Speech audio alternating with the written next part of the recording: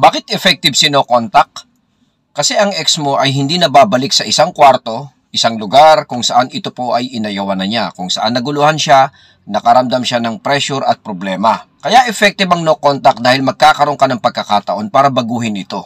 Pakalmahin at bigyan ng room ang kanyang isip na kayo nga po ay nagkakaroon ng development. Dahil ika nga, hindi siya babalik kung hindi siya makakakita ng changes. Parang paslit lang po yan na nagsawa na po sa isang klase ng laruan. Tapos ang binili mo ulit ay yung ganun din. Tapos reregaluhan mo ulit ng ganung klaseng laruan, syempre po kahit po sino ay aayaw dito. Pero kung may level of improvement, changes mga utol, magiging interesado siya rito.